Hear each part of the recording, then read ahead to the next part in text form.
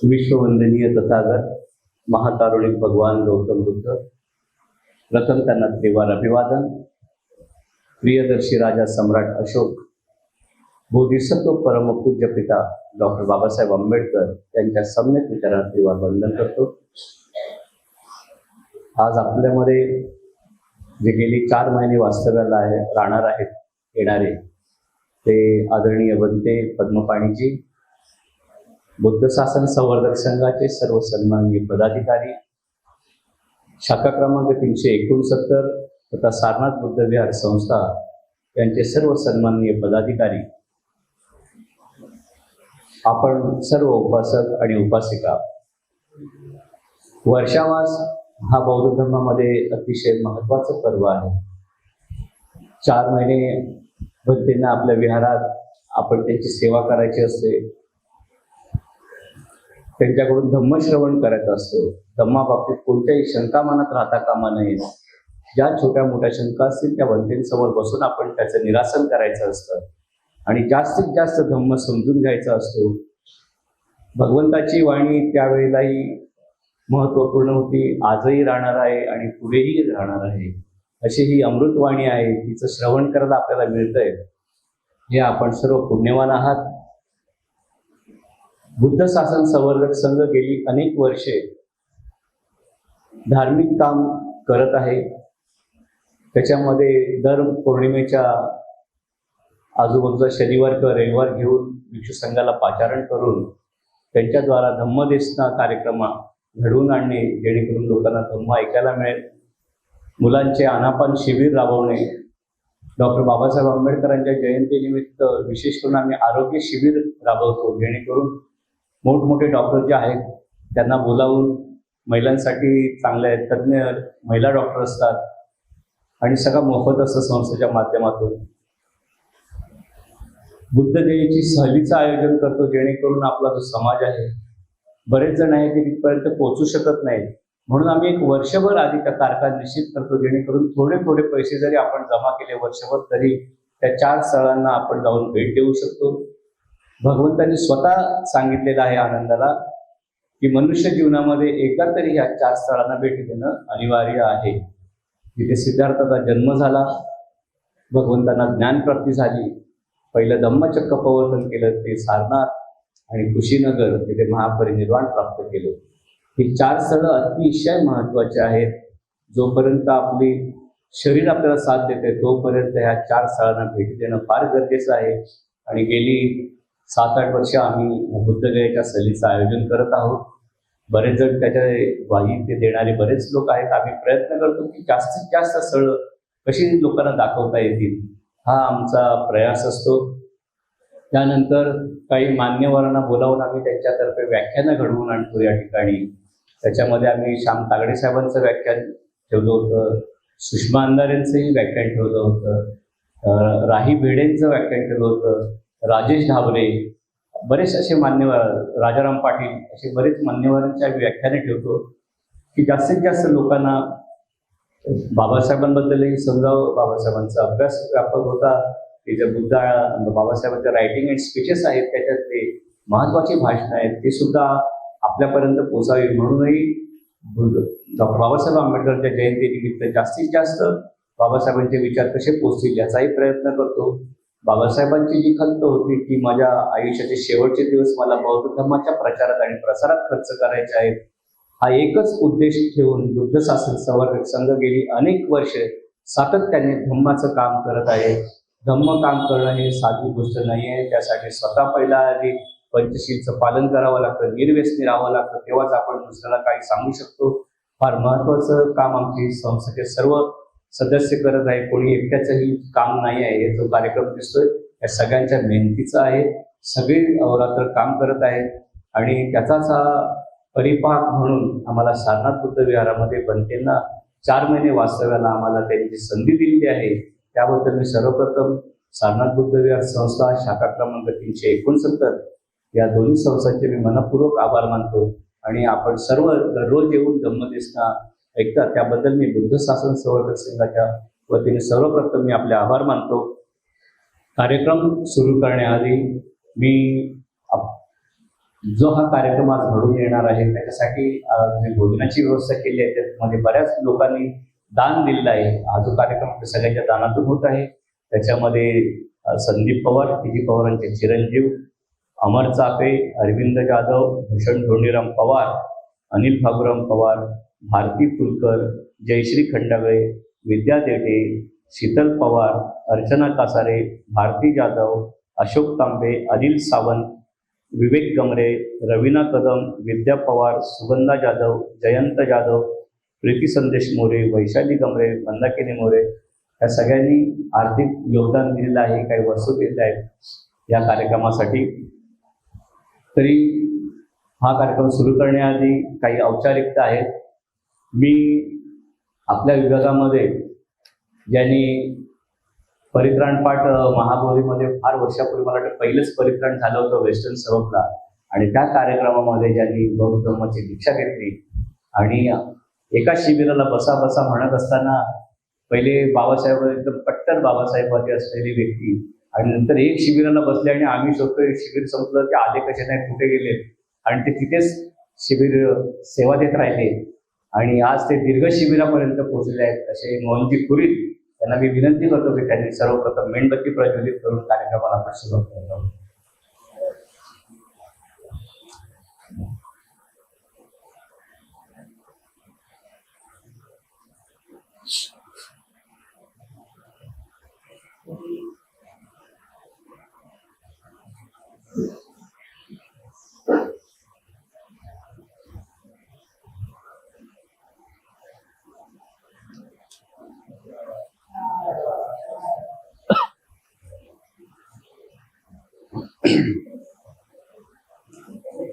त्याचप्रमाणे आपल्या समाजातील लोकांना लाजवतील असं व्यक्तिमत्व आदरणीय आमचे मित्र सुभाष माळी साहेब यांना विनंती करतो की त्यांनी येऊन डॉक्टर बाबासाहेब आंबेडकरांच्या पुतळ्याला हार अर्पण करावा.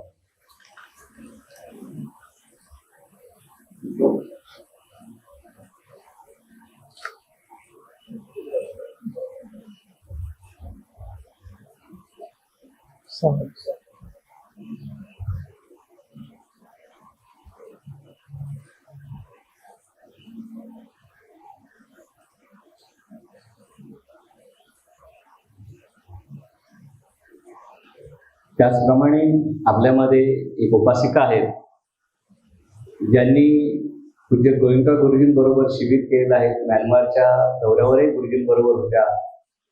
दीर्घ शिबिर केलेलं आहे आणि आजही त्या 2 तासाच्या सेटिंगला इथे बसल्या होत्या. एक पुण्य आहे आपल्यामध्ये की असे सिनियर साधक आज आपल्यामध्ये आहेत. त्या आदरणीय वनिता सातोरे यांना विनंती करतो की त्यांनी येऊन अगरबत्ती लावावी.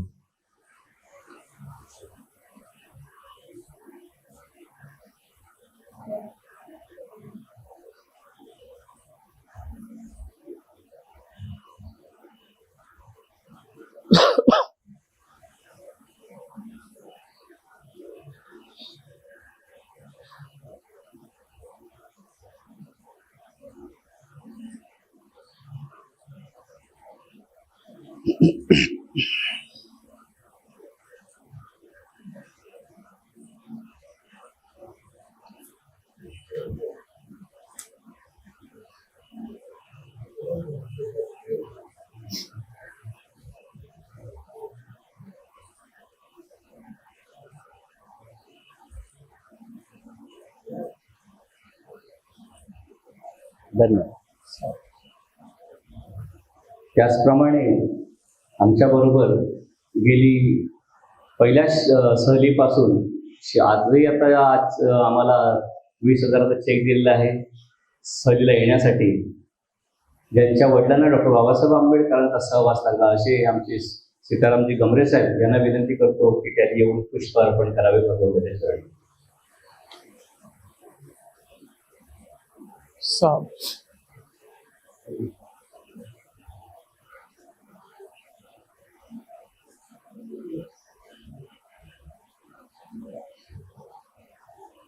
त्याचप्रमाणे आदरणीय नामदेवजी खडसे यांना विनंती करतो की त्यांनी येऊन पुष्प अर्पण करावे.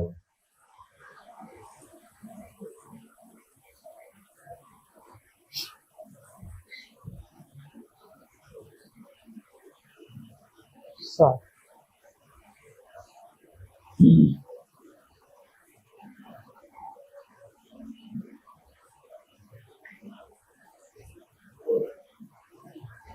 त्याचप्रमाणे हरिश्चंद्र पवार यांना विनंती करतो की त्यांनी पुष्प अर्पण करावे.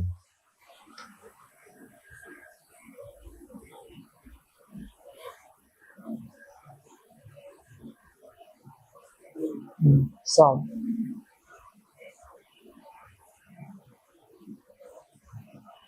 त्याचप्रमाणे रामचंद्र तांबे यांना विनंती करतो की त्यांनी येऊन पुष्प अर्पण करावे.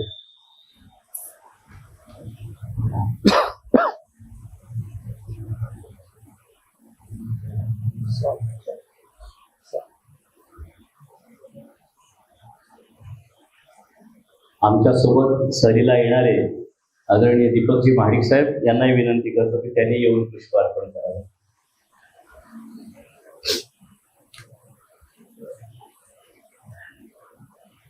सात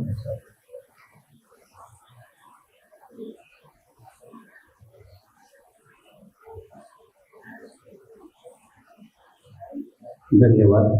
या ठिकाणी आता आपण धम्मदेसनेला सुरुवात करणार आहोत. विषय फार महत्वाचा आहे. बौद्ध धर्मामध्ये पुनर्जन्माची व्याख्या हा विषय आज आहे. आपण सर्वांनी याचना घेऊन बनते आपल्याला शील देतील आणि नंतर धम्मदेसनेला सुरुवात होईल. सम्मा संबुद्धो भगवा बुद्धं भगवन्तं अभिवादे.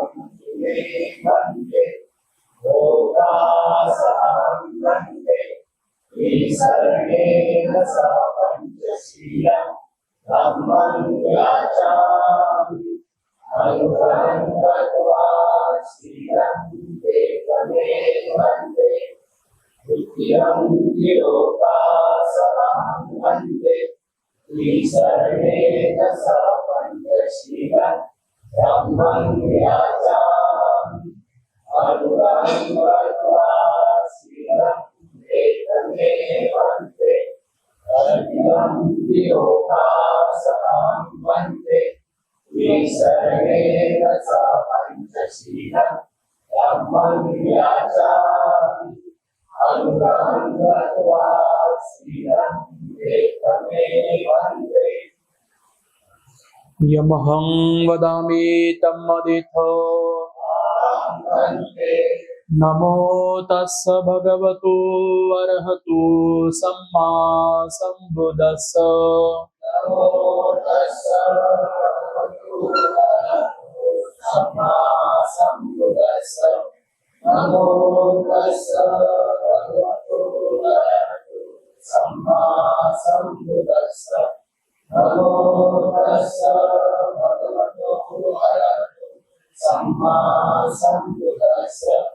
बुद्धं शरणं गच्छामि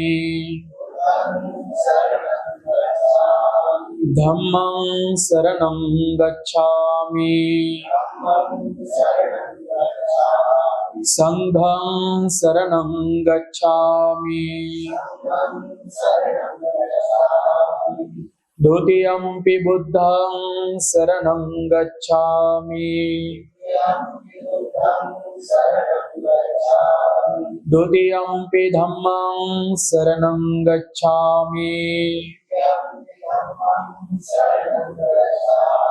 द्वितीयम्पि संघं शरणं गच्छामि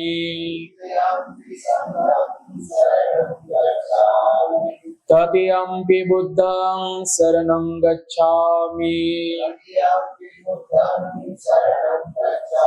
तृतीयम्पि धम्मं शरणं गच्छामि तृतीयम्पि संघं शरणं गच्छामि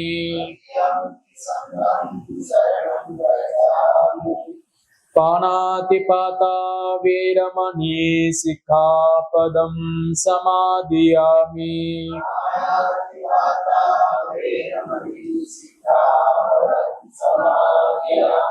अदिन्नदाना वीरमणि सिक्खापदं समादियामि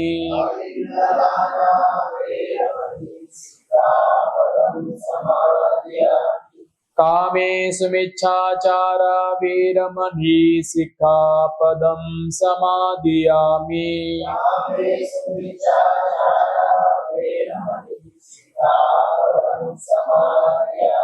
मोसवादा वीरमणि सिक्खापदं समादियामि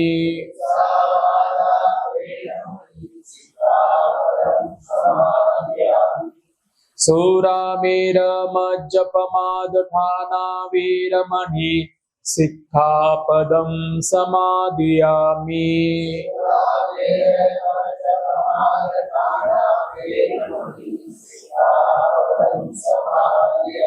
साधु साधु साधु बुद्धं नमामि धम्मं नमामि संघं नमामि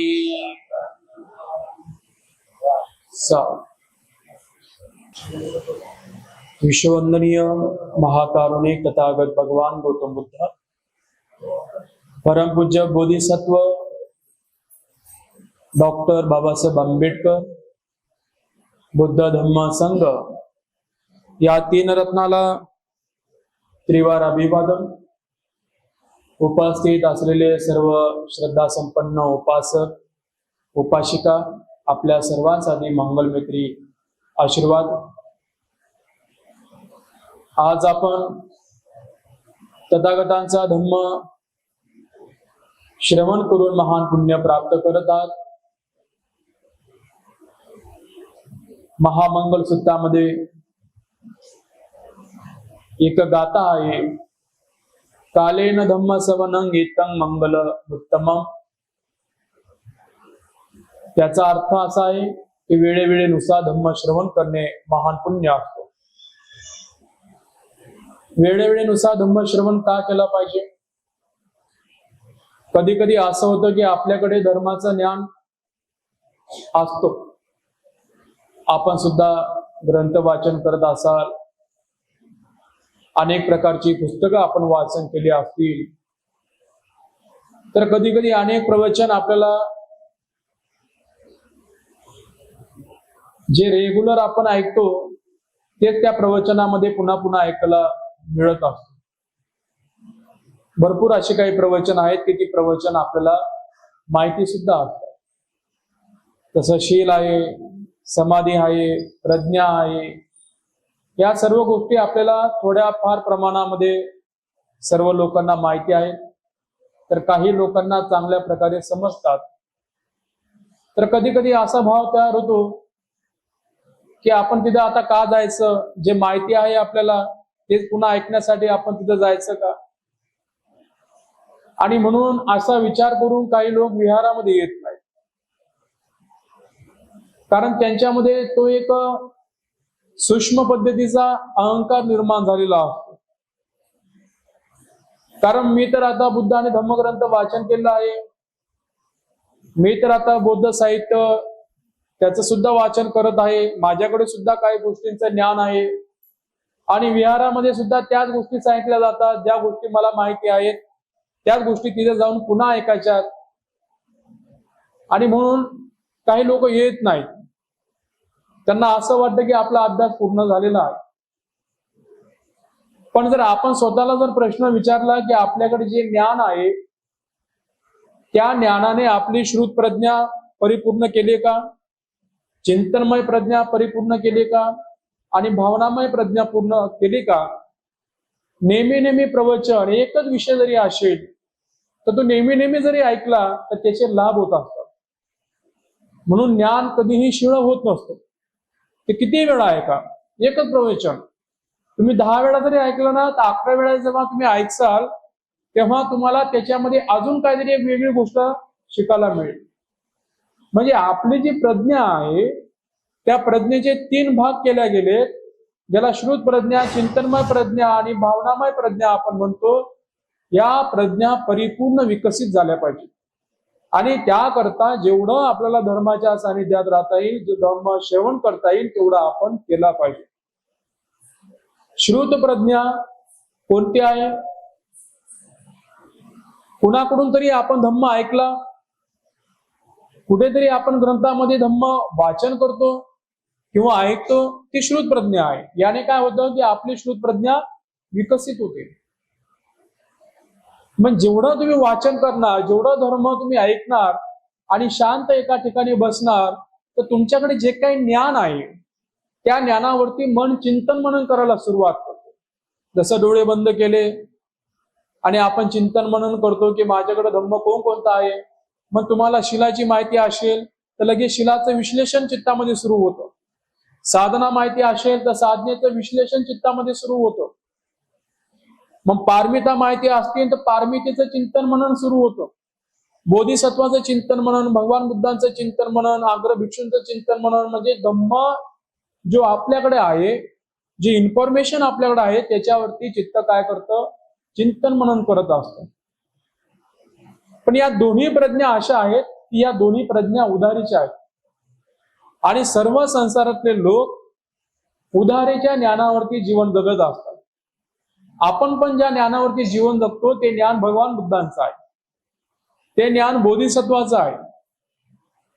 ते ज्ञान अजूनही आपलं स्वतःचं झालेलं नाही. उधारीच्या ज्ञानावरती आपण जगतो आणि ते ज्ञान आपल्याकडे आल्यानंतर आपल्याला असं वाटतं की आपण परिपूर्ण झालो. पण परिपूर्ण व्यक्ती कधी बनतो? जेव्हा ज्ञान हे परिपूर्ण भावनामय प्रज्ञेमध्ये विकसित होते. आणि भावनामय जी प्रज्ञा आहे ती जोपर्यंत परिपूर्ण विकसित होत नाही तोपर्यंत आपल्याकडे स्वतःचं ज्ञान नसतं. आणि भावनामय प्रज्ञा जेव्हा विकसित झाली तेव्हा मनुष्य डोळे बंद करून साधनेच्या अवस्थेमध्ये बसून या 3.5 हाताच्या देहामध्ये दुःख, अनित्य, अनात्म या निसर्गाच्या नियमाला स्वतःच्या अनुभवातून बघायला शिकतो. आणि तेव्हा ते ज्ञान त्याचं स्वतःचं बनतं. तर आता हे संपूर्ण धम्म कार्य कशा करता चाललं? आपली भावनामय प्रज्ञा परिपूर्ण विकसित करण्यासाठी. आणि भावनामय प्रज्ञेच्या आधाराने मनुष्य दुःखातून मुक्त होतो, सुखी होतो, अभिज्ञा प्राप्त होतात, निर्वाण अवस्था प्राप्त होते, संबोधी प्राप्त होते. हे सर्व कशाच्या आधाराने? भावनामय प्रज्ञेच्या आधाराने. मग ह्या 3 लेवल आहेत, श्रुत प्रज्ञा, चिंतनमय प्रज्ञा आणि भावनामय प्रज्ञा. पण काही लोक श्रुत प्रज्ञा विकसित करतात पण भावनामय प्रज्ञा त्यांची व्यवस्थित नसते. तर काही लोक श्रुत प्रज्ञा पण विकसित करतात, भावनामय प्रज्ञेकडे पण जातात, पण समाधीचा अभ्यास करत नाहीत. चिंतनमय प्रज्ञेपर्यंत जातात पण भावनामय प्रज्ञा विकसित होत नाही. आणि त्यांच्या मनामध्ये जे शंका कुशंका निर्माण होतात ते कधी कधी माणसाची धार्मिक हानी सुद्धा करू शकतात. म्हणून बहुतेक वेळा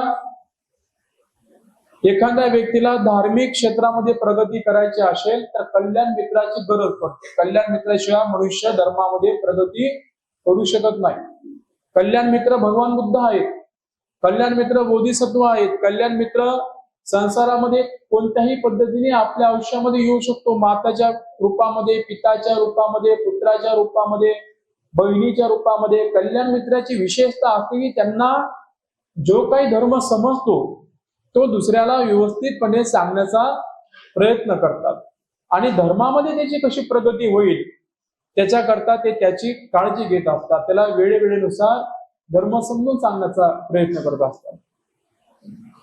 तर आता धम्मामध्ये जर आपण प्रवेश केला, धम्माचा अभ्यासही आपण करतो, पण या जीवनाचा आपला उद्देश जर काय असेल तर काय उद्देश आहे? सुख प्राप्ती करणं. प्रत्येक जण कशा करता कार्य करत आहे? सुखाला मिळवण्यासाठी. प्रत्येकाला असं वाटतं की मी सुखी व्हावं आणि ते सुख मिळवण्यासाठी मला जे करता येईल मी ते करण्याचा प्रयत्न करतो. मी सुखी झालो पाहिजे, माझा परिवार सुखी झाला पाहिजे, नातेवाईक सुखी झाले पाहिजेत. म्हणजे ज्यांच्यावरती मी प्रेम करतो ते सर्व लोक मला सुखात दिसले आणि मी सुखी राहिलो, बस मला एवढंच पाहिजे. आणि ते सुख मिळवण्यासाठी जे करता येईल ते मी करायला तयार आहे. मग काही लोक धर्माचा अभ्यास त्याच्याकरता करतात आणि काही लोक अधर्माचा अभ्यास सुद्धा त्याच्याकरता करतात. जे लोक आंधळी भक्ती ठेवून देवाचं पूजन करतात, इतरही गोष्टी करतात, त्याच्या पाठीमागे त्यांचा काय वाईट हेतू नाही. त्याच्या पाठीमागे सुद्धा काय हेतू आहे त्यांचा? त्यांना सुख पाहिजे. पण ते सुख कुठून मिळतं हे ज्ञान नसल्यामुळे ते आंधळे झालेले आहेत, चुकीच्या मार्गाने गेलेले आहेत. म्हणून संसारामध्ये प्रत्येक लोकांना सत्याचा मार्ग मिळेलच असं होत नाही. पुण्यवान लोक असतात की त्यांच्या वाटेला सत्य येतं. आणि संसारामध्ये सुख पाहिजे, पण त्या सुखाला कसं शोधावं, सुखाला कसं प्राप्त करावं हे जास्तीत जास्त लोकांना कळत नाही. आणि मग त्यांना असं वाटतं की संसारामध्ये सुख देणारा कोणीतरी परमेश्वर आहे, कोणती तरी ती शक्ती आहे, त्या शक्तीला प्रसन्न करावं लागेल, त्या परमेश्वराला प्रसन्न करावं लागेल. तो प्रसन्न झाला किंवा तो काहीतरी विधी करावा लागेल, काहीतरी कर्मकांड करावं लागेल, त्याच्या आधाराने आपल्या घरामध्ये सुख येईल. त्या सुखाचं माध्यम त्याने त्या विधीला ठेवलेलं आहे, त्या सुखाचं माध्यम त्याने त्या परमेश्वराला ठेवलेलं आहे, त्या सुखाचं माध्यम त्याने त्या शक्तीला ठेवलेलं आहे. पण त्या शक्तीचा अभ्यास त्याच्याकडे नाही, त्या परमेश्वराचाही अभ्यास त्याच्याकडे नाही. आणि ज्या काही गोष्टीला तो मानतो त्याचा सुद्धा त्याच्याकडे अभ्यास नाही. त्याची अवस्था आहे एका बिमार व्यक्तीची. तसं एखादा बिमार व्यक्ती डॉक्टरकडे जातो आणि म्हणतो, डॉक्टर साहेब मला या बिमारीतून मुक्त करा. डॉक्टर बघतात आणि त्याचा अभ्यास करतात की अरे तुला अशाशी बिमारी झालेली आहे. तो म्हणतो डॉक्टर साहेब याच्यातून वाचवा. मग डॉक्टर काय करतात? त्याला औषधी वगैरे लिहून देतात. मग तो औषधी जाऊन घेतो आणि त्या आजारातून बरा होतो. पण जेव्हा तो औषधी घेतो किंवा आपण औषधी घेतो त्यावेळेला आपल्याला औषधीचं ज्ञान असतं का? आपल्याला कळतं की ती गोळी कोणती आहे, त्या गोळीचं नाव कोणतं आहे ते पण आपल्याला माहिती नसतं. आपण फक्त सांगतो की डोकं दुखत आहे, पाय दुखत आहे, हड्डी दुखत आहे किंवा मळमळ होत आहे किंवा अशक्तपणा जाणवत आहे, अशा अनेक प्रकारच्या जे काही समस्या असतील ते आपण सांगतो. ते डॉक्टर जाणतो, डॉक्टर औषध पण लिहून दिलेले आहे, पण ते औषध आपल्याला माहिती नाहीये. पण आपण काय करतो त्यावेळेला? विश्वास ठेवतो. कोणता विश्वास? की नाही, हे डॉक्टरचं काम आहे, त्या डॉक्टरचा अभ्यास आहे आणि त्या डॉक्टरने जे दिलं ते योग्यच असेल. तिथे शंका कुशंका निर्माण करतो का आपण? ती जर शंका कुशंका जर निर्माण केली तर आपण त्या औषधी ग्रहण करू शकत नाही. आणि औषध जर ग्रहण केली नाही तर आपण बरे होऊ शकत नाही. पण आता एखादा व्यक्ती जर अभ्यासू असेल, त्याच्यामध्ये ते अभ्यासाची तृष्णा उत्पन्न झाली असेल, त्याची इच्छा असेल की नाही, जोपर्यंत मला हे औषध समजत नाही मी तोपर्यंत ग्रहणच करणार नाही, तर मग तो डॉक्टर काय म्हणेल आता त्यावेळेला? अरे बाबा, तुला जर हे सगळं जर माहिती करून घ्यायचं असेल तर तुला त्याचा कोर्स करावा लागेल. डॉक्टर बनण्यासाठी ज्या गोष्टी लागतात त्या कराव्या लागतात. आता तो त्याचं बिमारी नष्ट करण्यासाठी तिथे गेला, पण तिथे जाऊन तो डॉक्टरला काय म्हणतो? तुम्ही म्हणता बिमारी आहे, डोक्याची बिमारी आहे, कानाची बिमारी आहे, नाकाची बिमारी आहे, मला ते सर्व तुम्ही आता समजून सांगा. डोक्याची बिमारी कशी असते, कानाची बिमारी कशी असते, नाकाची बिमारी कशी असते, दाताची बिमारी कशी असते, आतड्याची बिमारी कशी असते, मला त्या सर्व बिमारींचं ना डॉक्टर साहेब तुम्ही मला ज्ञान द्या. त्यावेळेला तो डॉक्टर काय करतो? वेळ देतो का तो आपल्याला थोडा? तो म्हणतो तुझी समस्या काय, ती समस्या सोडू पहिले. तुझी समस्या काय? तुला सर्दी झाली ना, ही गोळी घे, ग्रहण कर, तुझी सर्दी निघून जाईल. पण आता तो वादविवाद करू लागला की नाही, मला विश्वास नाही या गोळीवरती. पहिलं मला पटवून दाखवा की ही गोळी सर्दीचीच आहे तरच मी घेईल. मला काय माहिती सर्दीची का कशाची दुसरी गोळी आहे. मेलो गेलो तर काय करावं? तर डॉक्टर हात जोडेल आणि म्हणेल की आता एक काम कर, तू दुसरीकडे कुठेतरी जा, पण मी असमर्थ आहे तुला बरं करण्यासाठी. तर म्हणून कधी कधी तिथे जो डॉक्टरचा आणि पेशंटचा जो संबंध असतो ना, तो कशावरती अवलंबून असतो? फक्त विश्वासावरती अवलंबून असतो. आणि तो विश्वास म्हणजे श्रद्धा. आणि जर स्वतः जर डॉक्टर बनायचं असेल किंवा त्या सगळ्या बिमारींचं ज्ञान घ्यायचं असेल तर त्याला स्वतः डॉक्टर बनावं लागेल. आणि स्वतः डॉक्टर बनायचं असेल तर त्याला डॉक्टर बनण्यासाठी जे कोर्स करावे लागतात, किती वर्ष त्याच्यामध्ये राहावं लागतं, त्याचा अभ्यास करावा लागेल. आता त्याच्याकडे कोर्स पण नाही, त्याच्याकडे तो अभ्यास पण नाही, आणि तो अर्ध्या तासामध्ये समजून घेण्याचा प्रयत्न करतो की या शरीरामध्ये 32 घटक आहेत, त्या 32 घटकाला बिमाऱ्या उत्पन्न होतात, त्यांची औषधी मला समजून घ्यायची आहे एका तासामध्ये, त्या अवयवांना पण समजून घ्यायचं आहे एका तासामध्ये. तर ते शक्य आहे का?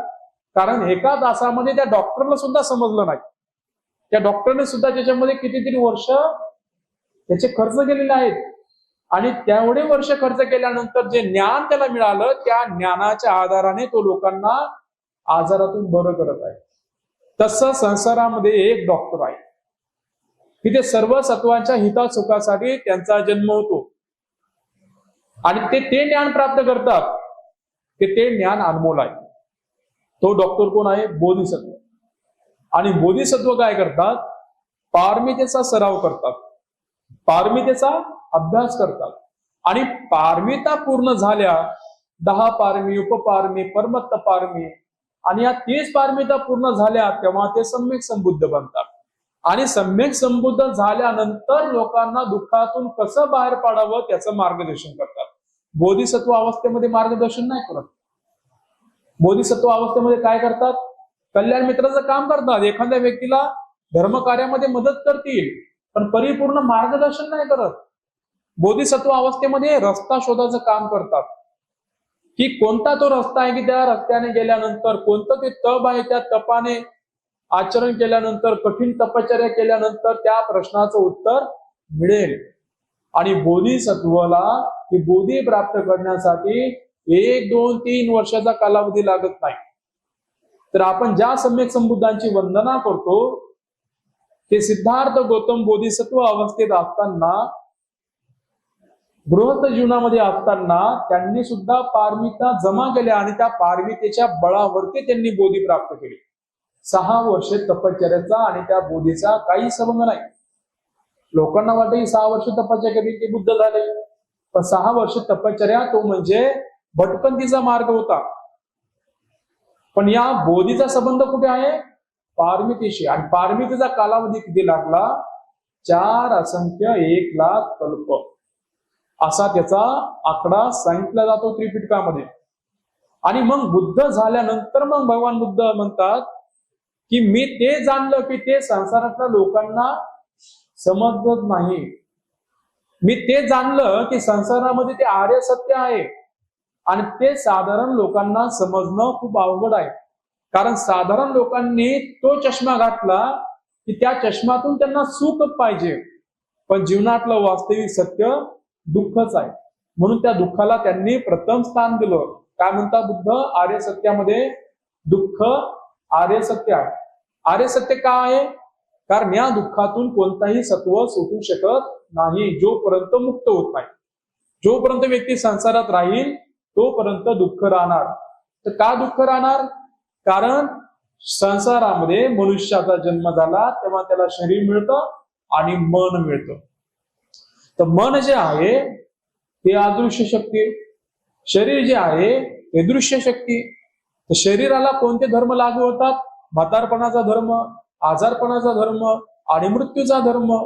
या 3 धर्माचा पुण्याशी पापाशी संबंध नाहीये. हे निसर्गाचा सिद्धांत आहे. जोही व्यक्ती काया घेऊन जन्माला येतो त्याला कधी ना कधी म्हातारपण येणार आहे, कधी ना कधी आजारपण येणार आहे, आणि कधी ना कधी मृत्यू येणार आहे. मग तो गरीब असो की राजा असो, त्याला सुद्धा हे चक्राने बांधून ठेवलेलं आहे. या 3 कड्याने त्याला बांधलेलं आहे. आणि चित्त जे आहे त्या चित्तामध्ये 3 आहेत. राग आहे, द्वेष आहे, मोह आहे. आणि त्या रागा द्वेषा मोहामुळे मनुष्य प्रियाचा वियोग झाला की दुःख करतो, अप्रियाचा सहवास झाला की दुःख करतो, आणि इच्छा पूर्ण झाली नाही तर मग दुःख करत बसतो. म्हणजे 5 उपादान स्कंद हेच मूळ दुःखाचं कारण आहे. म्हणून दुःख काय आहे? आर्य सत्य आहे. पण हे आर्य सत्य समजण्यासाठी पुढच्या माणसामध्ये श्रद्धाभाव पाहिजे आणि थोडी प्रज्ञा विकसित झाली पाहिजे, तर तो व्यक्ती या आर्य सत्याला स्वीकारेल. आपल्याकडे जरी या गोष्टी माहिती जरी असेल तरी आतापर्यंत आपण आर्य सत्याला परिपूर्ण स्वीकारलं का? या आर्य सत्याच्या ज्या 12 कड्या आहेत त्या आपल्याला माहिती आहेत, पण त्या स्वीकारल्यात का आपण परिपूर्ण? आपण अजूनही सुख शोधतो. कशामध्ये शोधतो? कामतृष्णेमध्ये. म्हणजे इंद्रियाला पूर्ण करण्यासाठी जे माध्यम असतात, ज्या वस्तू असतात, त्या वस्तू कमवण्यामध्ये आपलं आयुष्य चाललं ना. तृष्णा पूर्ण करण्यासाठीच आपलं आयुष्य खर्च करतो ना. पण वास्तविक सत्य कोणतं आहे? दुःख आर्य सत्य. हे दुःख आर्य सत्य कळालं जरी, म्हणजे ऐकायला जरी आलं आपल्यापर्यंत, थोडं समजतही असेल, तर स्वीकारलं का? ज्या दिवशी दुःख आर्य सत्य तुम्हाला समजेल आणि तुम्ही स्वीकारणार, तेव्हा काम तृष्णेला तुम्ही सोडून देणार.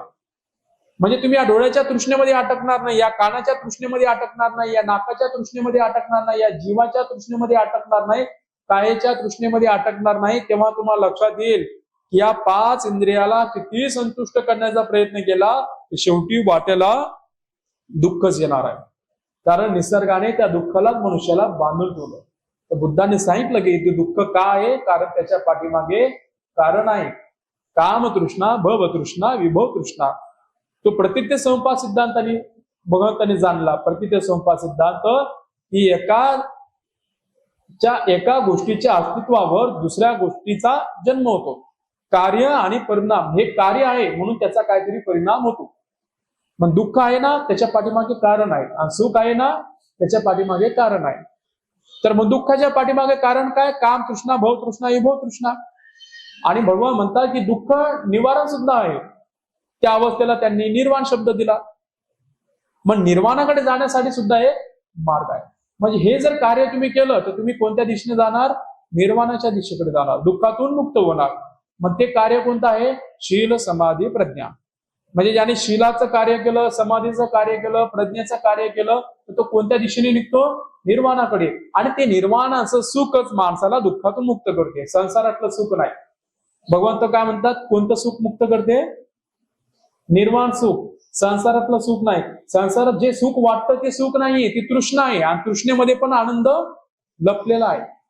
जे डोळ्याची, कानाची, नाकाची, जिव्हा, काया हे जे काही इंद्रिय आहेत, हे इंद्रिय जे आसक्ती भोगतात त्याच्यामध्ये पण आनंद आहे, पण त्याच्या शेवटी दुःखच लपलेलं आहे. त्या आनंदामध्ये पण काय लपलं?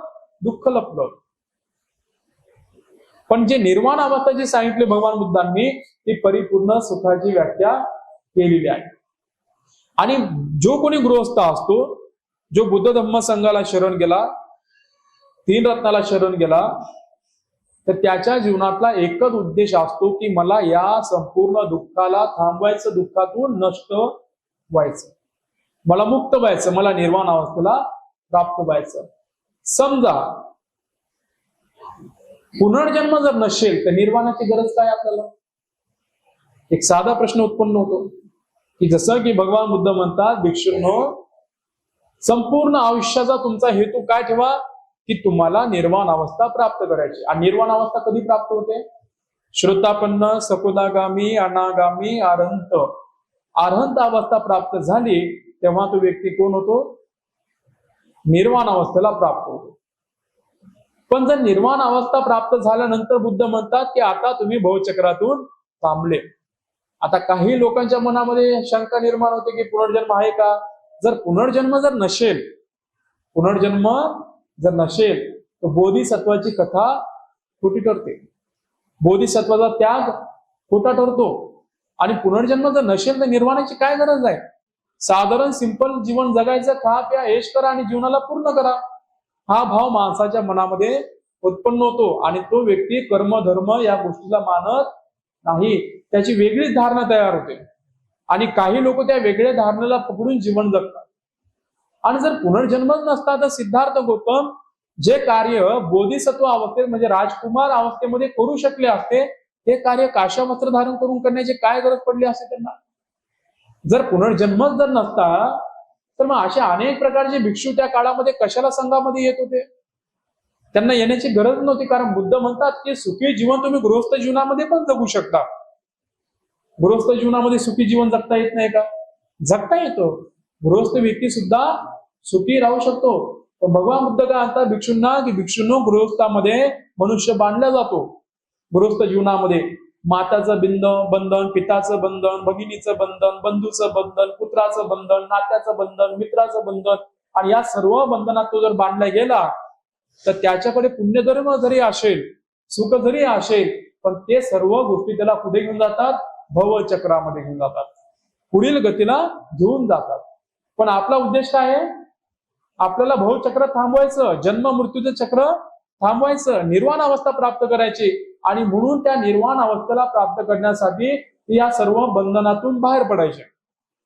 असं नाही की मातासोबत राहिलं तर आपण काय सुखी राहू शकत नाही, पितासोबत राहिलं तर आपण काय सुखी राहू शकत नाही, पत्नीसोबत राहिलं तर काय सुखी राहू शकत नाही का, मुलाबाळासोबत राहिलं काय सुखी राहू शकत नाही का? गृहस्थ जीवनामध्ये काय एवढा दोष आहे का की सुखी राहू शकत नाही? गृहस्थ जीवनात सुखी राहू शकतो व्यक्ती, पण त्या बंधनातून मुक्त नाही होऊ शकत.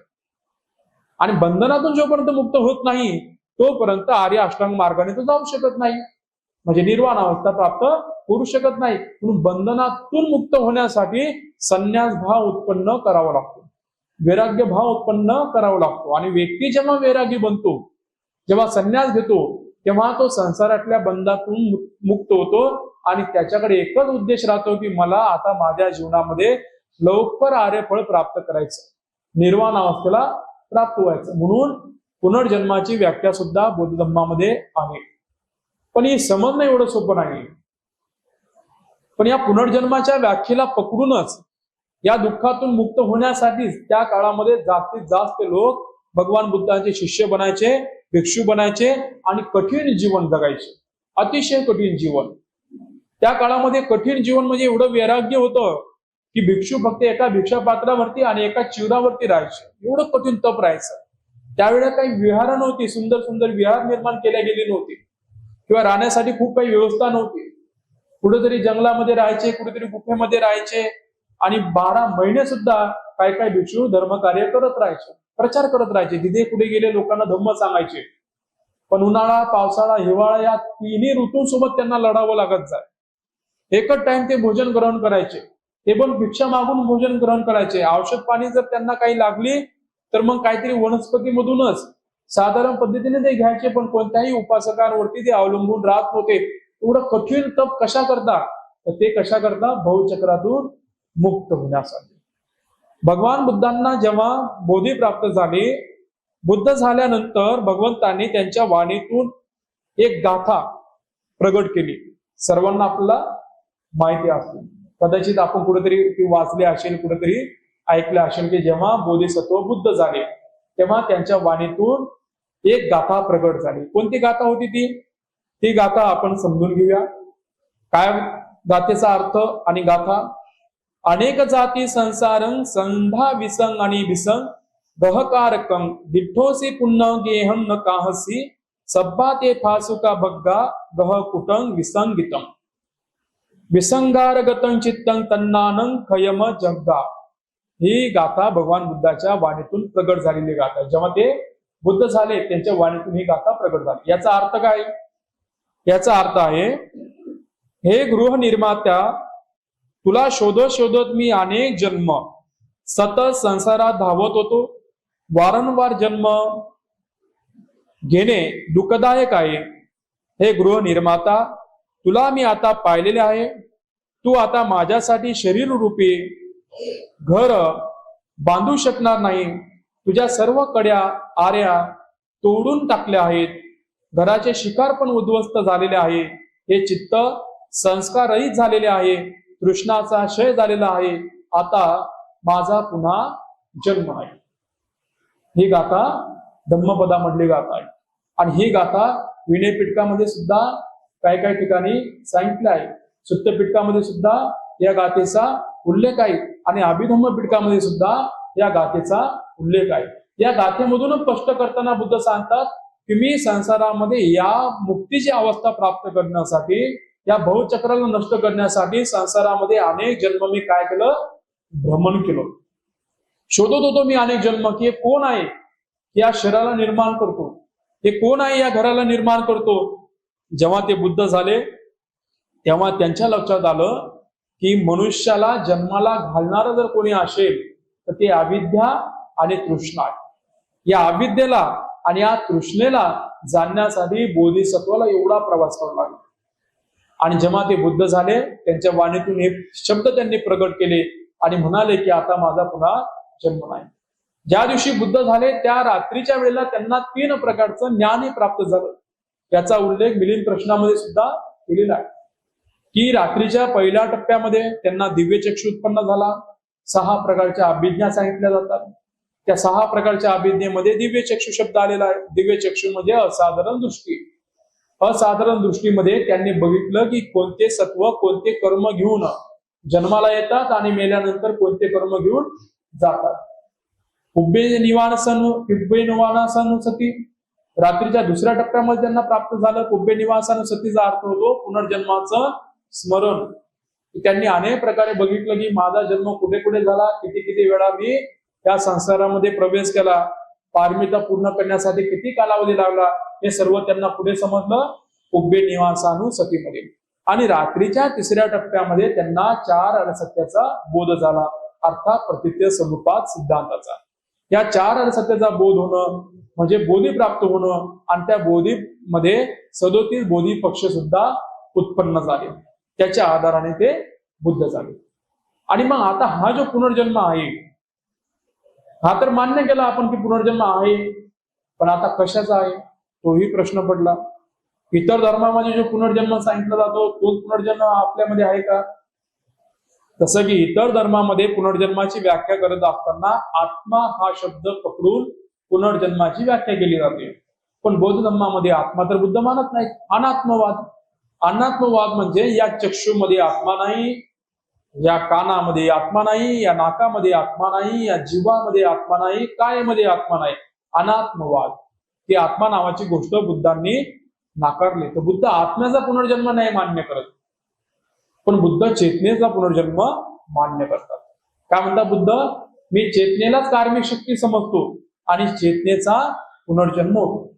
एकदा एक ब्राह्मण भगवान बुद्धाकडे आला आणि म्हणाला की भगवान, संसारामध्ये 2 तत्वाला पकडून लोक जीवन जगतात. एक आहे उच्छेदवाद, एक आहे शाश्वतवाद. उच्छेदवाद तत्वाला मानणाऱ्या लोकांचं मत असं आहे की एकदा माणसाला मृत्यू झाला की संसारात काही उरत नाही. काही पुण्य नसतं, काही पाप नसतं, काही कर्म नसतं, काही आत्मा नसतो आणि काही पुनर्जन्म वगैरे नसतो. हे शेवटचं जीवन आहे. हे फक्त चांगल्या प्रकारे जगा, या जीवनाला पूर्ण करा. भगवान ते कर्माला मानत नाही, धर्माला मानत नाहीत, आत्म्याला मानत नाही, पुनर्जन्मालाही मानत नाही. त्यांची धारणा आहे की हा फक्त आपला शेवटचा जन्म आहे. या तत्वाला तुम्ही सहमत आहात का? बुद्ध म्हणतात नाही. उच्छेदवादाला सहमत नाही म्हणजे शाश्वतवादाला नक्कीच सहमत असतील. म्हणजे याचा अर्थ बुद्ध आत्म्याला, कर्माला, धर्माला, पुनर्जन्माला मानतात. मग भगवान तुम्ही आत्म्याला मानता का? त्याच्या पुनर्जन्माला मानता का? काही लोकांची धारणा आहे की आपण जे काही पुण्य करतो, जे काही पाप करतो, त्या कर्माची फळं भोगण्यासाठी आत्मा संसारामध्ये जन्माला येतो. आत्मा अमर आहे, त्याला जाता येत नाही, पुरता येत नाही, गाडता येत नाही, नष्ट केला जात नाही. याचा अर्थ भगवान तुम्ही आत्म्याच्या पुनर्जन्माला मानता. बुद्ध म्हणतात याही तत्वाला मानत नाही. प्रश्नचिन्ह तयार झालं मनामध्ये, शंका तयार झाली की बुद्ध म्हणतात मी याही तत्वाला मानत नाही आणि या पण तत्वाला मानत नाही. मग आता उच्छेदवाद पण तत्वाला मानत नाहीत बुद्ध आणि शाश्वतवाद तत्वाला पण बुद्ध मानत नाहीत. म्हणजे आता काय नेमकं समजावं? मग तो ब्राह्मण बुद्धाला म्हणतो की भगवान मला थोडं समजून सांगा, मला या गोष्टी योग्य पद्धतीने कळत नाहीत. तर मग भगवान बुद्ध त्याला म्हणतात की संसारामध्ये काही गोष्टी अस्तित्वात राहतात, काही गोष्टी रूपांतरित होतात आणि काही गोष्टी पुनर्जन्माला प्राप्त होतात. कोणत्या गोष्टी अस्तित्वात राहतात, कोणत्या गोष्टी नष्ट होतात? एका व्यक्तीचा मृत्यू झाला तर काय नष्ट होतं? त्या व्यक्तीला जोडलेले नातं नष्ट होतं. जे काय नातं जोडलं ना त्या व्यक्तीसोबत ते नातं नष्ट झालं. काय रूपांतरित झालं? त्या व्यक्तीची जी काया जी होती ती काया 4 धातूंनी बनलेली काया आहे. त्याला पृथ्वी धातू, आप धातू, तेजो धातू, वायू धातू म्हणतात. हवा, पाणी, अग्नी, माती 4 धातूंनी काय बनलं? शरीर बनलं. हे 4 धातू नष्ट होत नाही. ते चार धातूंमध्ये रूपांतरित होतात, मिसळून जातात. चार धातू नष्ट होतात का? नाही. नष्ट काय झालं? त्या व्यक्तीसोबत जे काही कर्माचं नातं होतं ते नष्ट झालं. काय रूपांतरित झालं? चार धातूला मिसळून गेले.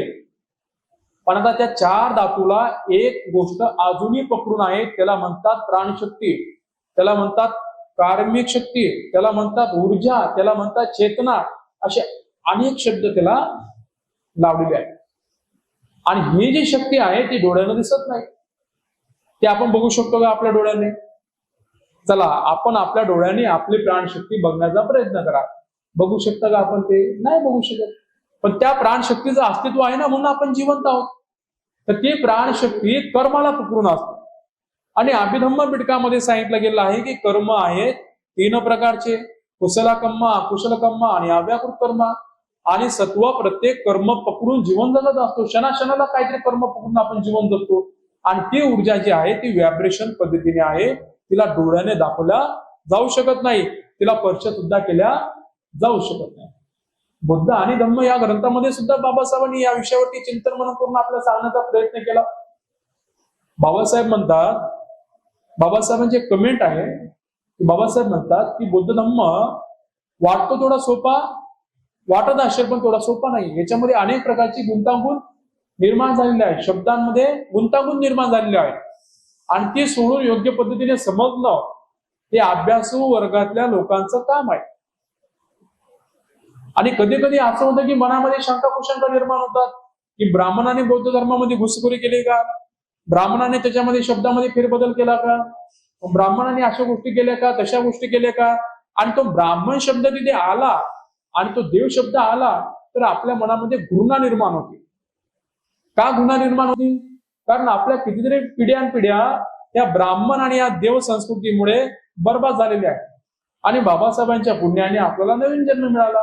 आणि त्या नवीन जन्मामध्ये सुद्धा जर ते पुनर्जन्माची व्याख्या त्या पद्धतीने वाटत असेल की जे ब्राह्मण पद्धतीने सांगितलं जाते, किंवा इथे सुद्धा जर देव ऐकायला येत असेल तर एक प्रकारचा आपण त्याच घाणीमध्ये आहोत, काहीच बदल झाला नाही आपल्यामध्ये. मग एवढं बाबासाहेबांच्या पुण्याने जर आपण इकडे बाहेर आलो आणि पुन्हा जर तशा गोष्टीला जर माना लागलो तर थोडस आपल्यासाठी ते शंका कुशंका निर्माण होण्याचंच कारण असू शकते. मनामध्ये प्रश्न निर्माण होऊ शकतात. आणि या विचारांमधून काय होतं की अनेक वेळा मनुष्य कमेंट करून टाकतो की या गोष्टी आपल्यामध्ये नाहीच आहे. अशा काय करतो? कमेंट करून टाकतो. पण हे एवढं सोपं नाही केलं की कमेंट केलं म्हणजे झालं कन्फर्म. या प्रश्नाची उत्तरं शोधण्यासाठी कितीतरी लोकांना वृत्त्या करून पूर्ण आयुष्य खर्च करावं लागलं, तेव्हा त्यांना कधीतरी त्या प्रश्नाची उत्तर मिळतात. संसारामध्ये सर्व लोकांना पुनर्जन्म आहे किंवा नाही याचं समाधानकारक उत्तर मिळत नाही. याला जाणणारे जे लोक आहेत त्यांना कळतं वास्तविकता ते काय आहे. कोणाला कळतं? अनंताला आणि सम्यक संबुद्धाला. हे 2 सत्व असे आहेत की त्यांच्याकडे जे ज्ञान आहे ना ते स्वतःचं ज्ञान आहे. आणि ते ज्ञान जोपर्यंत मनुष्य प्राप्त करत नाही तोपर्यंत अदृश्य शक्तीला पकडून जे प्रश्न असतात ते समाधानकारक उत्तर देत नाही. समाधानकारक उत्तर पाहिजे तुम्हाला काय करावं लागेल? शील समाधी प्रज्ञेचा अभ्यास करावा लागेल. बुद्ध आणि धम्मग्रंथामध्ये काय उल्लेख केलेला आहे? बाबासाहेब म्हणतात की 4 धातू जे आहेत ते निसर्गामध्ये मिसळून जातात. आणि त्या 4 धातू याच माणसाचे आहेत असं काही नाहीये. ते 4 धातू दुसऱ्या पण माणसाची असू शकतात, तिसऱ्या पण माणसाची असू शकतात. अशा अनेक लोकांचे ते धातू एकमेकांमध्ये मिसळून जातात. आणि ते 4 धातू पुन्हा एकत्रित आले की त्या 4 धातूंचा पुनर्जन्म होऊ शकतो, पण आत्म्याचा नाही. कशाचा पुनर्जन्म? 4 धातूंचा पुनर्जन्म. पण महाकोटीत आणि सारीपुत्त यांचं सुद्धा विश्लेषण करून सांगितलं आहे की सारीपुत्त आणि महाकोटीत यांचा संवाद झाला. आणि त्या संवादामध्ये त्यांनी विचारलं की चेतना ही कशावरती अवलंबून असते? ते म्हणतात चेतना ही उष्णतावरती अवलंबून असते. आणि उष्णता ही कशावरती अवलंबून असते? ते म्हणतात चेतनेवरती अवलंबून असते. चेतना आणि उष्णता हे दोन्ही एकमेकांवरती अवलंबून आहे. तर चेतना, उष्णता आणि विज्ञान हे जोपर्यंत या इंद्रियामध्ये जीवित रूपात असतो तोपर्यंत मनुष्य जिवंत असतो. मृत अवस्थेला गेलेल्या व्यक्तीमध्ये काय होतं? चेतना राहत नाही, उष्णता राहत नाही आणि विज्ञान राहत नाही. आता चेतनेचा अर्थ काय आहे? तिथे बाबासाहेब एक प्रश्न निर्माण करतात की महाकोटी भिक्षूने सारीपुत्तांना विचारलं पाहिजे होतं की बनते उष्णता म्हणजे नेमकं काय? तर बाबासाहेब तिथं म्हणतात की उष्णता म्हणजेच आपण त्याला शक्ती समजूया. उष्णता म्हणजे काय? शक्ती. चेतना म्हणजे काय? कार्मिक शक्ती. त्याला पण कार्मिक शक्ती म्हणतात. चेतनेला पण कार्मिक शक्ती, उष्णतेला पण कार्मिक शक्ती. आणि विज्ञान जे आहे ते म्हणजे जाणण्याची शक्ती. पण आता या तिन्ही शब्द जे आहेत ना ते व्हायब्रेशन पद्धतीने आहेत, तरंगाच्या पद्धतीने आहेत, वस्तूच्या पद्धतीने नाहीये. आणि त्याच्यामुळे तिथं ते आपल्याला समजेलच एवढं साधारण सुद्धा नाही. तसं जर असतं तर बोधिसत्वाने आपल्याला डायरेक्ट डिक्लेअर करून टाकलं असतं की पुनर्जन्म नाही, मी मानत नाही, आणि मी तशी प्रतिज्ञा पण देऊन टाकतो. तसे 22 प्रतिज्ञा दिल्या तर अजून बाबासाहेबांनी त्याच्यामध्ये प्रतिज्ञा वाढवल्या असत्या, किंवा त्याच्यामध्ये स्पष्ट सांगितलं असतं की साहित्यामध्ये जे काय उल्लेख येत आहे, साहित्यामध्ये असे शब्द येत आहेत ते मी बिलकुल मानणार नाही. पण बाबासाहेबांनी आपल्याला काय सांगितलं की तुम्ही त्या विषयावरती चिंतन मनन करा, आणि त्या विषयावरती चिंतन मनन करून तुमच्या बुद्धीला जर त्या गोष्टी तुम्हाला समजत असेल तर स्वीकारा, समजून घेण्याचा प्रयत्न करा. पण आपण काय करतो की त्या गोष्टी परिपूर्ण न समजताच आपण डिक्लेअर करून टाकतो त्या गोष्टी नाहीच आहेत. आणि त्या गोष्टी जर नसतील तर आपल्याकडे धम्म वाचण्यासाठी जास्त पुस्तकं उपलब्ध राहणार नाही. खूप पुस्तकं आपल्याला गाळावे लागतील, आपल्याला धम्मपद गाळावं लागेल, आपल्याला जे थेर गाता, थेरी गाता, जात गाठ कथा हे सुद्धा वगळावं लागेल. मग काय काय तुम्ही काढसाल? वंदनेमध्ये जे सूत्र आहेत ते सूत्र पण तुम्हाला काढावे लागतील, की ज्याच्यामध्ये तुम्हाला देव शब्द ऐकायला येतो, जिथे तुम्हाला पुनर्जन्माचे शब्द ऐकायला येतात. मग ते पण काढत काढत जर तुम्ही गेलात आणि ठरवून बसला की हे नाहीये, ते नाहीये, ते नाहीये, तर तुमच्याकडे साहित्य खूप कमी होऊन जाणार. आणि कधी कधी तुमच्या मनात शंका कुशंका निर्माण झाली तर धर्माची हानी सुद्धा होऊ शकते. आणि म्हणून भगवान बुद्धांनी काय सांगितलं ते जास्तीत जास्त पुढे समजून घ्यावं लागेल, आपल्याला साहित्यामध्ये समजून घ्यावं लागेल. आणि आपलं जे साहित्य आहे, जे विनय पीठक, सुत्त पीठक, अभिधम्म पीठक, त्याचा जास्तीत जास्त अभ्यास करून त्या गोष्टीमधून आपल्यामध्ये श्रद्धा उत्पन्न होते का, दान उत्पन्न होते का, शील उत्पन्न होते का, साधना उत्पन्न होते का, प्रज्ञा उत्पन्न होते का, याचा जास्त विचार करावा लागेल. एका वेळेला काही गोष्टी असो किंवा नसो, पण आपलं जीवन जर सुखाचं कारण कशामुळे बनत असेल तर कशामुळे? दानामुळे, श्रद्धेमुळे, शीलामुळे, साधनेमुळे आणि प्रज्ञेमुळे. बुद्ध काय म्हणतात? पुनर्जन्म आहे, आपण मान्य केला. पण ते पुनर्जन्म प्राप्त करण्यासाठी बुद्ध हे नाही म्हणत की चांगला जन्म मिळण्यासाठी तुम्ही देवाची पूजा करा, चांगला जन्म मिळण्यासाठी तुम्ही उपास तापास करा, चांगला जन्म मिळण्यासाठी तुम्ही तीर्थयात्रा करत बसा. हे नाही सांगितलं भगवान बुद्धांनी. बुद्ध काय म्हणतात? चांगली गती प्राप्त होण्यासाठी काय पाहिजे? पुण्यधर्म पाहिजे. पुण्यधर्म म्हणजेच काय? दान, श्रद्धा, शील, समाधी, प्रज्ञा. मग पुण्यधर्म हे आपल्या जीवनासाठी उपयुक्त आहेत का किंवा नाही आहेत? उपयुक्त आहे ना. चांगलं जीवन जगण्यासाठी पुण्यधर्म पाहिजे. मग ते पुण्यधर्मावरती आपला जास्तीत जास्त काय असला पाहिजे? फोकस असला पाहिजे. आणि काही गोष्टी आपण आपल्या बुद्धीच्या बळाने परिपूर्ण समजूनच घेऊ असं होत नाही, तर काही काही गोष्टी आपल्याला बोधिसत्वाच्या बुद्धीने किंवा भगवान बुद्धाच्या बुद्धीने त्या समजून घ्याव्या लागतात, त्या स्वीकार कराव्या लागतात. आणि या पुनर्जन्माची व्याख्या अशी कितीतरी सूत्रांमध्ये केली गेली आहे. भगवान बुद्ध सुद्धा अनेक पुनर्जन्माचं स्मरण, काही जातक कथेमध्ये ते सांगतात. अनेक भिक्षूंनी आपले पुनर्जन्माचं स्मरण करून थेरगाथामध्ये सुद्धा त्याचं वर्णन करून सांगितलेलं आहे. म्हणून पुनर्जन्मावरती डायरेक्ट आपण डिक्लेअर करू नका. कधी कधी आपल्यामध्ये मिथ्या दृष्टी सुद्धा उत्पन्न होऊ शकते. म्हणून इतर देशामधले भिक्षू असो, उपासक असो, ते काय करतात? धम्मशास्त्राचा अभ्यास करत असताना की ज्या गोष्टी त्यांच्यामध्ये शंका कुशंका निर्माण करतात त्या सोडून देतात, ते थांबवतात, पण त्याच्यावरती कन्फर्म करत नाही, कन्फर्म नाही करत की हे नाहीच आहे म्हणून. त्याचा अजून अभ्यास करतात. या शब्दामध्ये काय अर्थ असू शकतो, या सूत्राचा दुसऱ्या सूत्रांशी काय ताळमेळ आहे का, मग या सूत्राला अजून विनय पिटकामध्ये कशा पद्धतीने सांगितलं गेलं, अभिधम्म पिटकामध्ये कसं सांगितलं गेलं, विनय पिटकामध्ये कसं सांगितलं गेलं, त्या सगळ्यांचा ते अभ्यास करून त्याला समजून घेण्याचा प्रयत्न करतात. आणि जोपर्यंत समजत नाही तोपर्यंत अभ्यास करतात. आणि जर नाही समजलं तर ते जास्त फोकस कशावरती करतात? वर्तमान काळाच्या जीवनावरती. दान, श्रद्धा, शील, समाधी, प्रज्ञा. आता अभिधम्म पिटकामध्ये एक शब्द आलेला आहे, लोकविदू. आपण जी गाथा म्हणतो, इतिपिसो भगवान सम्मा संबुद्धो विद्याचरण संपन्न सुगतो लोकविदू, हा शब्द आलेला आहे लोकविदू. लोकविदूचा अर्थ काय? मग तो अभिधम्म पिटकाचा जेव्हा तुम्ही अभ्यास करता तेव्हा तुमच्या लक्षात येईल की भगवान बुद्धांनी सांगितलं की कोणता सत्व कोणत्या चित्ताला घेऊन कोणत्या भूमीमध्ये उत्पन्न होतो. चित्तभूमी सांगितल्यात की सत्वाचा फक्त एकच जन्म नाहीये. संसारामध्ये सत्व जन्माला येतात, 4 पद्धतीने जन्माला येतात. काही सत्व अंडज, काही सत्व जलालभुज, काही सत्व संसदनीय, काही सत्व उपपातिक. सर्वांचा जन्म सारखा होतो का? काही सत्व अंड्याच्या रूपाने जन्माला येतात. कोंबडी असेल, सरपटणारे काही प्राणी असतील, त्याचा जन्म कसा होतो? अंड्यामधून होतो. काही सत्व जलालभुज, म्हणजे जसं आपण आपल्या मातेच्या पोटी जन्माला आलो तशा प्रक्रियेतून काही सत्व जन्माला येतात. काही सत्व किडे माकडे म्हणून जन्माला येतात, पुढे येतात घाणेमध्ये जन्माला येतात. आणि काही सत्व सुगती दुर्गती भूमीमध्ये जन्माला जातात. असे 4 प्रकारचे जन्माचे कारण सांगितलं. जन्म होण्याची हे 4 प्रक्रिया आहे. आणि संसार जो चालतो तो 5 नियमाला पकडून चालतो. बीज, ऋतू, कर्म, चित्त, धर्म. किती?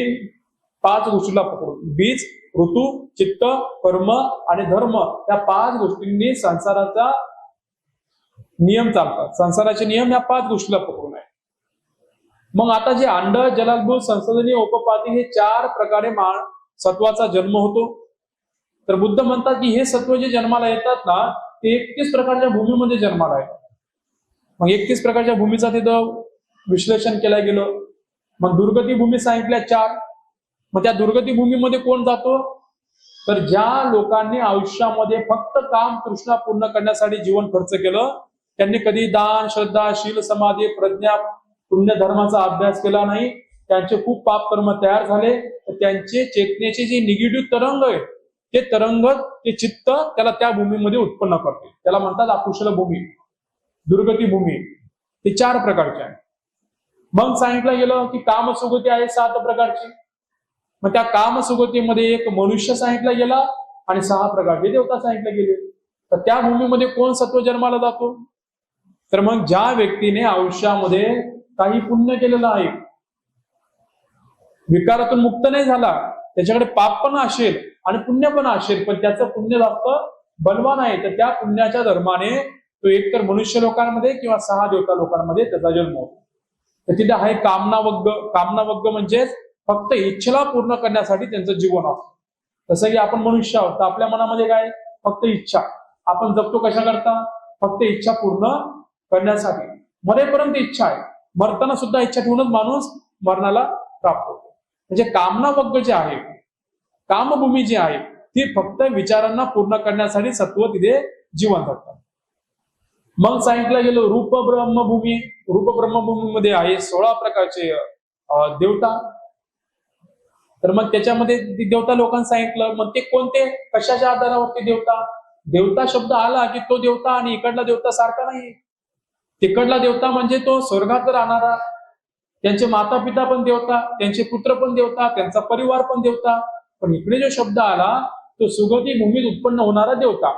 तो देवता कोणी पण बनू शकतो, तुम्ही पण बनवू शकता. तुमचा जर पुण्य धर्म असेल तर तुम्ही देवता बनणार. तर ते त्याची सुद्धा भूमी सांगितली.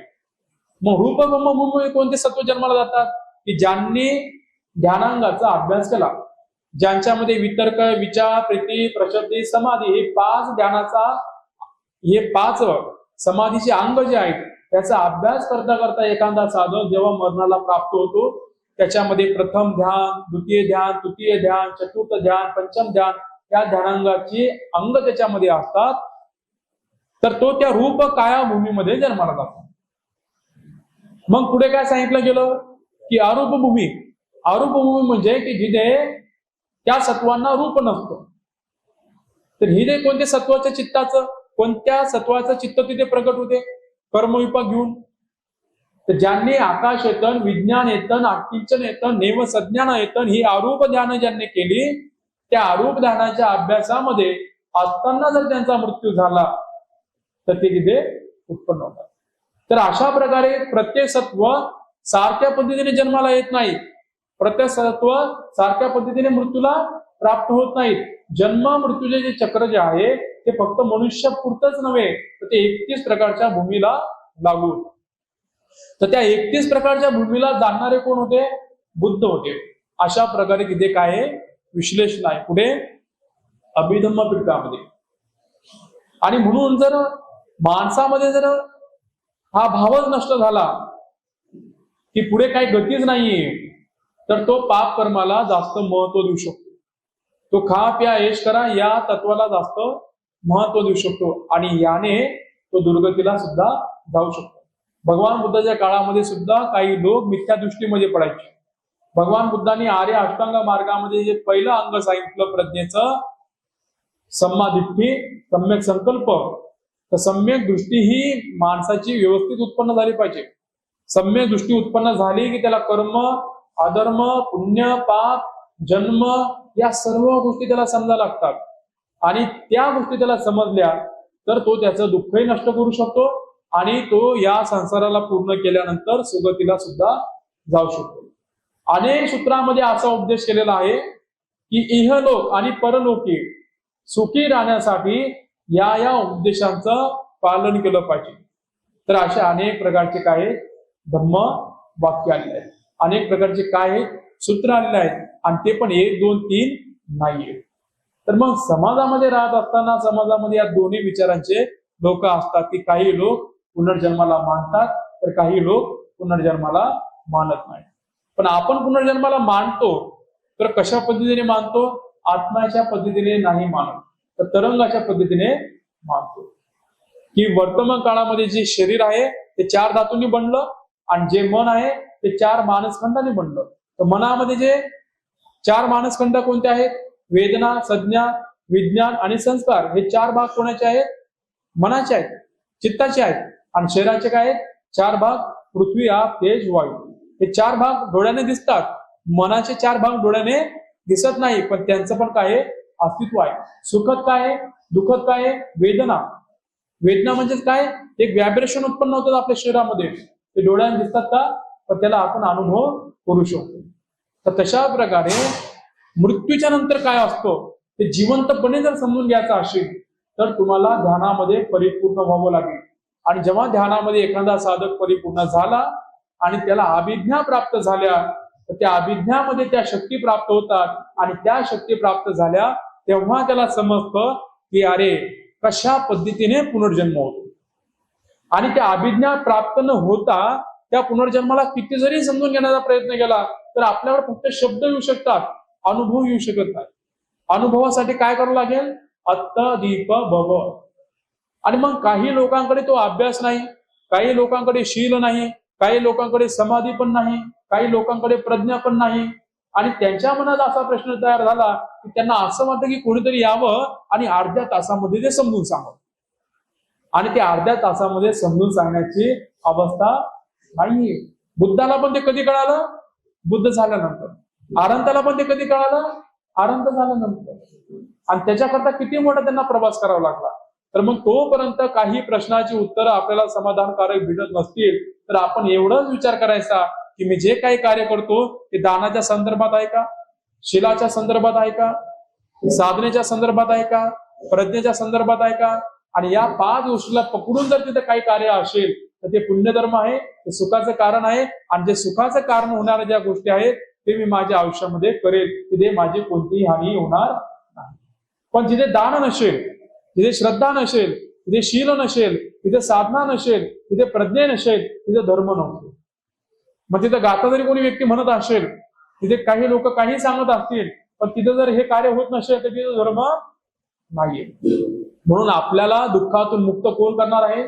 पुनर्जन्माचा प्रश्नाचं उत्तर नाही, तो देवता सुद्धा नाही, किंवा जे काही शक्ती असतात किंवा नाही ते ऐकायला जरी मिळालं, ते समजलं तर तेही आपल्या दुःखातून मुक्त करणार नाही. तर बुद्ध सांगतात दुःखातून कोणत्या गोष्टी तुम्हाला मुक्त करणार आहेत? धम्म. म्हणून भगवान बुद्धाकडे सुद्धा काही लोक आल्यानंतर भगवान बुद्ध त्या पुढच्या व्यक्तीच्या चित्ताची अवस्था समजून त्याला काही प्रश्नाची उत्तरं देत नव्हते. असा अर्थ नव्हता त्याचा की भगवान बुद्ध सांगू शकत नव्हते. भगवान बुद्ध सांगू शकत होते, पण पुढच्या माणसामध्ये तेवढी विद्वत्ता नसायची, समजून घेण्याची ताकद नसायची.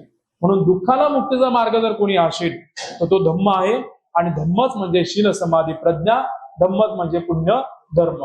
म्हणून सर्वांनी आपल्या आयुष्यामध्ये दान, श्रद्धा, शील, समाधी, प्रज्ञेला जास्तीत जास्त महत्व द्या. आणि शंका कुशंकाला जास्त मनामध्ये वाढवू देऊ नका. जेवढ्या शंका कुशंका आपल्याला नष्ट करता येईल तेवढी आपण धम्म कार्यामध्ये प्रगती करू शकतो. अन्यथा शंका कुशंका निर्माण झाली तर मनुष्य मिथ्या दृष्टीमध्ये जाऊ शकतो. विचिकिच्छा उत्पन्न होऊ शकते आणि विचिकिच्छा मिथ्या दृष्टी या माणसाचे एक प्रकारचे दुर्गुण असतात आणि ते दुर्गुण मनुष्याला आंधळे करतात.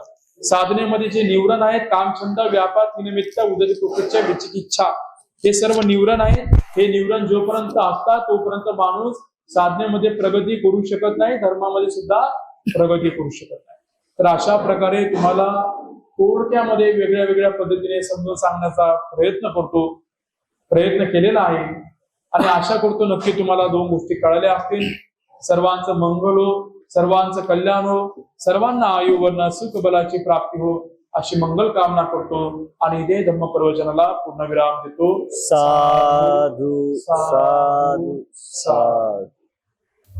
जसा हा आजचा कार्यक्रम झालेला आहे तसाच पुढे 3 सप्टेंबरला अगदी तसाच कार्यक्रम असेल. त्याच्यामध्ये काही बदल नसणार आहे. आपण पौर्णिमा जर आधी 1 दिवस असेल तर मग आपण रविवारी घेतो, पौर्णिमेच्या दिवशी घेत नाही, कारण मधला दिवस असतो तो. जर रविवारचीच पौर्णिमा असेल तर अतिउत्तम, पण सेम कार्यक्रम असाचा असा 3 सप्टेंबरला असेल.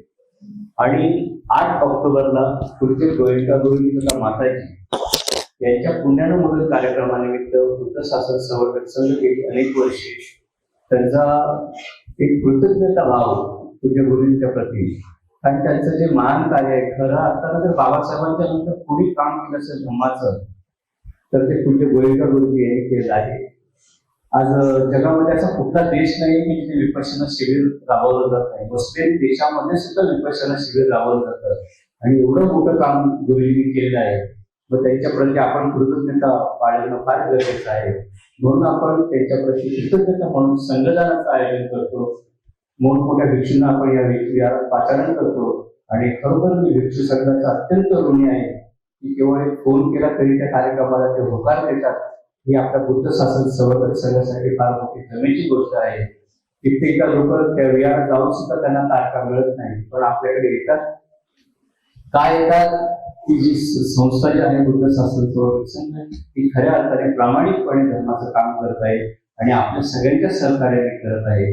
ही बुद्ध शासन संस्था ही कुठे एकट्याची नाही आहे, सगळ्यांनी मिळून हे काम करत आहे. त्याच्यामध्ये रजनी अडसुळे, मिलिंद कापसे, मिलिंद कदम, महेंद्र धोत्रे, संदीप पवार, उमेश पवार, मंदाकिनी मोरे, सनी काटे आणि इतर बरेच जण आणि आपण सर्व अशी संस्थेच्या माध्यमातून आपण काम करत आहोत. आणि येणाऱ्या 8 ऑक्टोबरला आपण संघदान या ठिकाणी निश्चित केलेला आहे. आणि पूज्य गोयंका गुरुजींचे चिरंजीव श्री प्रकाशजी गोयंका जे होते ते येत होते. त्यांचं निधन झाल्याच्या नंतर त्यांच्या सुनबाई आता आपल्या कार्यक्रमाला आवर्जून उपस्थित राहतात आणि त्यांनी येण्याचं मला निश्चित सांगितलेलं आहे की येईल म्हणून. आणि आनंद महादेव, संघकीर्ती महादेव, बी संघपाल दत्ते, बोधिदत्त महादेव हे सगळे भिक्षूंनी आता आपल्याकडे नावं दिले. जसजशा तुम्ही जे आम्ही बॅग ठरवलेली आहे, बॅगेची किंमत जवळजवळ 6,500. तुम्ही बॅगेची किंमत म्हणण्यापेक्षा तुम्ही अष्टपरिष्कार दान करणार आहात, त्याचा एकूण येणारा खर्च हा 6,500 आहे. त्याच्यामध्ये बनतेला लागणारं ब्लँकेट, टॉवेल, टूथपेस्ट, गाडीचं सामान, नॅपकिन, चिवर, छत्री आणि कुठे जाण्या येण्यासाठी बॅग आणि आर्थिक अशी 6,500 रुपये आपल्या हातात आम्ही बॅग आणि एनवलप देऊ. जे तुमच्या हाताने जे देणार त्यांनीच ते त्यांच्या हातात द्यायचं आहे भिक्षूंना. आणि आतापर्यंत आलेल्या व्यक्तीची मी मुद्दाम नावं सांगते आपल्या समोर. कल्पना कदम, भारती जाधव, वर्षा पवार, प्रतीक्षा तांबे, मालती लोखंडे, महेंद्र धोत्रे, विवेक गमरे आणि वैशाली गमरे, विद्या पवार, हर्ष जाधव, मंदाकिनी मोरे, ममता कापसे, रवी पवार, सुनीता सकपाळ आणि रवींद्र कदम. ज्यांना कोणाला एकट्यामध्ये देता येत नसेल तर आपण कुटुंबातील मित्रमंडळी देऊन एकत्रही हे दान करू शकता आणि पुण्य अर्जित करू शकता. हा 8 ऑक्टोबरचा संघदानाचा कार्यक्रम या ठिकाणी होणार आहे. आणि 29 ऑक्टोबरला त्यांचा वर्षावा समापन कार्यक्रम असेल, तोही आपण अशाच पद्धतीने मोठ्या प्रमाणात साजरा करणार आहोत. त्यावेळेला 5 मोठे भिक्षू या ठिकाणी आपल्याला उपलब्ध होणार आहे. या ठिकाणी बुद्धगयेच्या सहलीचं आम्ही दरवर्षी आयोजन करतो. त्यामध्ये काही स्थळांची थोडक्यात नावं मी तुमच्या समोर सांगतोय. वाराणसी, सारनाथ, मलगंध कोटी विहार, धम्मेक स्तूप, मृगदाय वन, 80 फूट बुद्ध मूर्ती, वस्तू संग्रहालय, चौकटी स्तूप, बुद्धतेचं महाबोधी बुद्ध विहार, शिल्प संग्रहालय, विविध राष्ट्रांची बुद्ध विहार, जी विहार एकरमध्ये आहे, आपण पाय दुखतील ते विहार पूर्ण बघायला अशी बुद्ध विहार आहे. निरंजना नदी, सुजाता महल, सुजाता कीर्तन स्थळ, डुंगेश्वरी, घोडा कटोरा, राजगीर, वृद्धकूट पर्वत, विश्वशांती स्तूप, जपान बुद्ध विहार, जीवक औषधालय, बिंबिसार कारागृह, सोन भंडार, वेणुवल, नालंदा विश्वविद्यालय, वैशालीचा अशोक स्तंभ, विश्वशांती स्तूप, कुशीनगरचा रामाबाद स्तूप, अग्निदहा स्तूप, लुंबिनी भगवंत सिद्धार्थाची जन्मभूमी, कपिलवस्तू, नेपाळमध्ये कपिलवस्तू आहे ती सुद्धा दाखवतो आम्ही. परत भारतामधली कपिलवस्तू दाखवतो.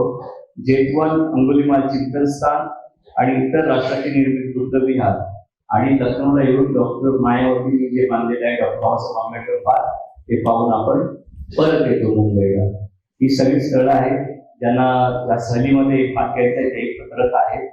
एकाच वेळेला सगळे पैसे देण्याची गरज नाहीये, टप्प्याटप्प्याने जरी दिले तरी चालतील.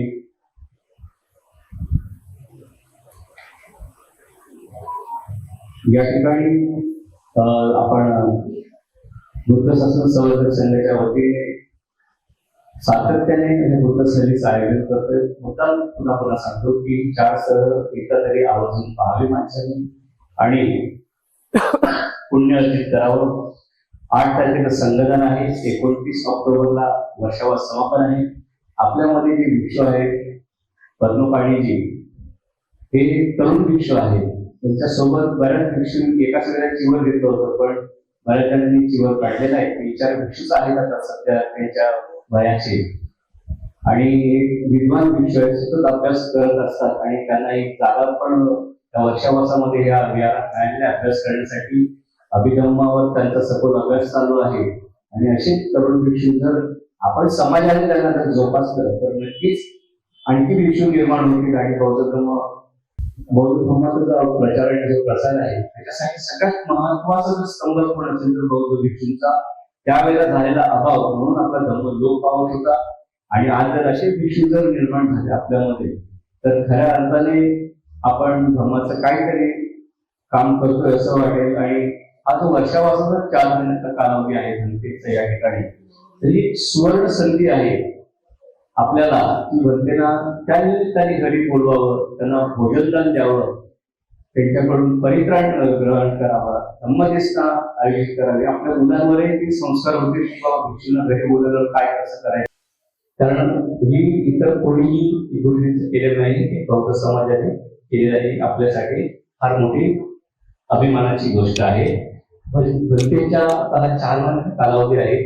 ते भोजनाची व्यवस्था ज्यांना कोणाला करायची असेल, सकाळचा नाश्ता आहे, दुपारचं भोजन आहे, जर त्यांच्याकडे घेऊन जायचं असेल तर त्यांनी अवश्य आमच्याकडे ती वही आहे, वहीमध्ये नाव नोंदणी करा, नंबर लिहा आणि तारखा आताच घेऊन ठेवा, जेणेकरून एकदा हे 4 महिने ओलांडले गेले की मग भिक्षू मिळताना कठीण आहे. ही पुण्य अवसर आलेला आहे, हा आपण सर्वांनी त्याचा लाभ घ्यायचा आहे आणि येणाऱ्या संघटनाला आपण सगळ्यांनी सहभागी व्हायचं आहे. आपण सर्व उपस्थित झालात त्याबद्दल बुद्ध शासन संवर्धन संघाच्या वतीने मी आपला अत्यंत आभारी आहे. या ठिकाणी भोजनाची व्यवस्था केली आहे. आपल्या सगळ्यांच्या सहकार्यातून दानपत्र ठेवत आहे, याच्यासाठी दान करायचं आहे. या ठिकाणी आपण धम्म पालन गाथा घेऊ, शरणते घेऊ आणि आता हा कार्यक्रम संपेल. धन्यवाद.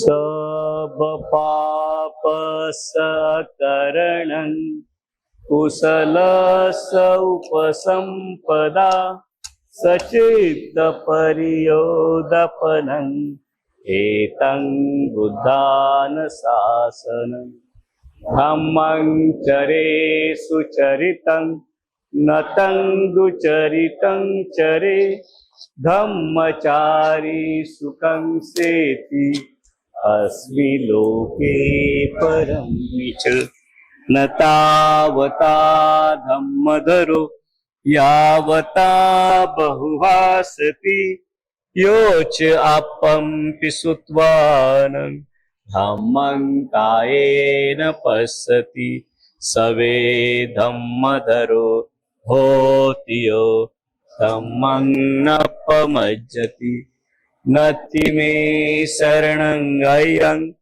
बुद्धो मे शरणं वरं एतेन सच्चवज्जेन होतु मे जय मंगलं नत्ति मे शरणं गयं संघो मे शरणं वरं एतेन सच्चवज्जेन होतु मे जय मंगलं नत्ति मे शरणं गयं संघो मे शरणं वरं एतेन सच्चवज्जेन होतु मे जय मंगलं साधु साधु साधु।